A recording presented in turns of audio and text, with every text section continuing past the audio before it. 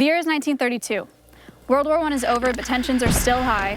You're a farmer trying to get by, but exports are at an all-time low because of the Great Depression and war recovery efforts. You live in a dry, arid climate. It's super hard to grow anything. And on top of that, you have a foreign enemy that's trying to take what little crop you had left. You're at your boiling point, you're ready to go to war, but your enemy is not human. It's emu. This is Stompy. Welcome to Animal Quest.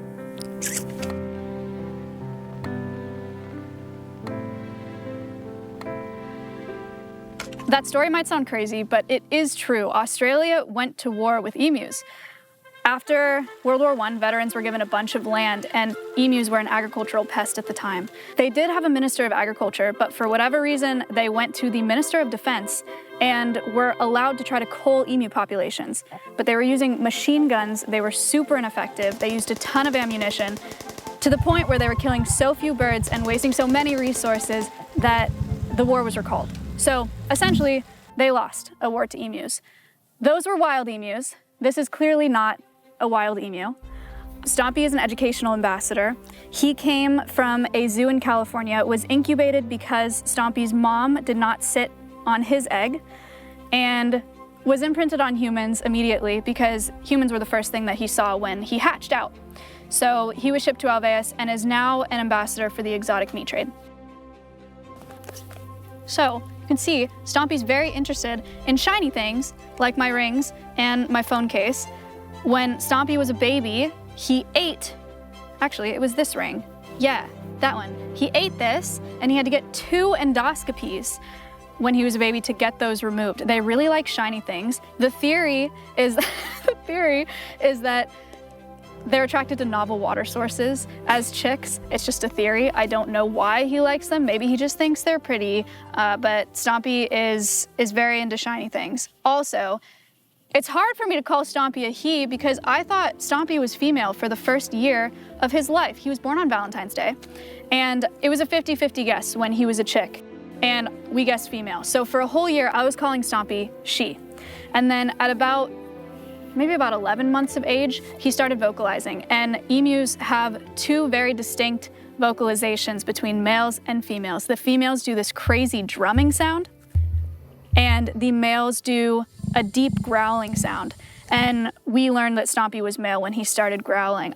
So emus are part of the ratite family, which is any bird that has a smooth sternum and doesn't have flight muscles anchored to the sternum, so they lack a keel. So all of the birds in the ratite family are flightless. Stompy does have wings, but they're pretty useless. Other birds in the ratite family, that's not a ratite. Other birds in the ratite family are ostriches, rheas, cassowaries, kiwis, but out of all the birds in the ratite family, emus have one of the richest histories in the agricultural industry.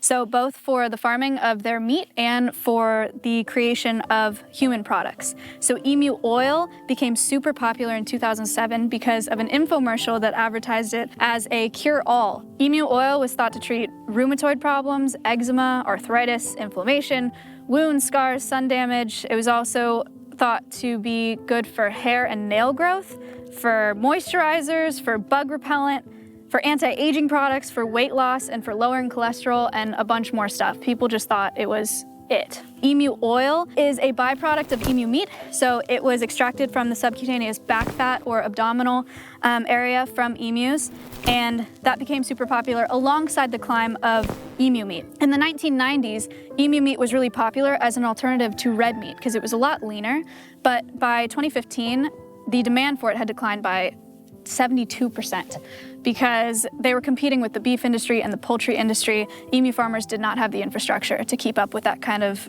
competition. So emu meat is not nearly as popular anymore as it once was. And emus have never been at risk because of either of these industries. But they're pretty lucky as a species to have never been at risk because of the exotic meat industry. Stompy is an ambassador at Alveus for the exotic meat industry. He was the first ambassador I got here because it's such an important thing for conservation and for wildlife. There are a ton of threatened species within the wildlife trade. So for the exotic meat trade, It's super prolific within what's called a wet market. So wet markets are where fresh meats, produce, and live animals, they're all sold within the same open air environment, which is just a host for diseases and lots of terrible things to come about. For that reason, in late January of 2020, China banned the consumption of wild animals until COVID was eradicated, because COVID is thought to have come from these wet markets where pathogens can spread. But still, over 3,000 new wet markets open every year. It is a huge problem, and 70% of animals that are protected under the Convention on the Conservation of Migratory Species of Wild Animals, or CMS, are used for wild meat consumption. So it's a huge, huge problem, both for the conservation of those animals and for the spread of zoonotic diseases. These wet markets, they're not just a threat to these animal species, they're a huge threat to humans as well. So like I said, it's all sold in these open air environments. There aren't a lot of regulations on the sanitation of wet markets, so it's just a breeding ground for pathogens and for potential pandemics. So Ebola, Middle Eastern respiratory system, bird flu, severe acute respiratory system, swine flu, COVID-19, these are all diseases that were thought to come from zoonotic origin or passed from animals to humans. So we're looking at another pandemic on our hands, just like what COVID-19 has done to the world in the past few years because of the exploitation of wild animals.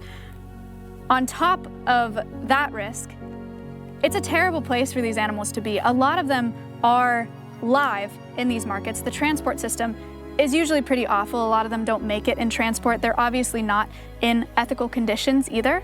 So the exploitation is a huge problem as well. I've heard stories of baby birds taken from nests and packed into water bottles to be shipped and exported out. I've heard stories of birds being shoved into hubcaps, so they're rotating in car tires as people are trying to cross the border.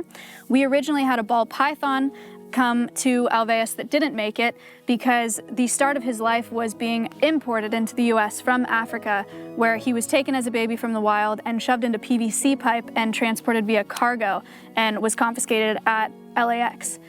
So the import and export of these wild animals, both super dangerous for disease and super unethical because a lot of them don't make it and get super, super stressed out on that ride.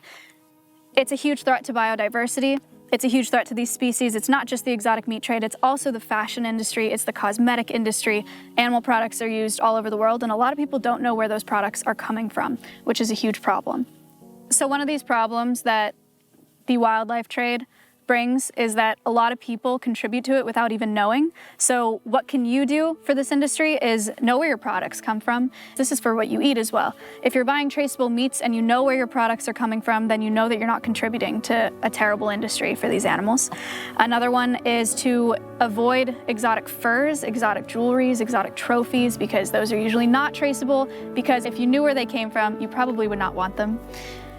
Acquire your pets responsibly. Another huge contributor to the wildlife trade is the pet industry, both legal and illegal. So a lot of pets are imported into the US, reptiles, birds, you name it. So make sure that you're getting your pets from responsible breeders and that they're bred in captivity. And spread awareness. So if you watch this video, thank you so much for watching.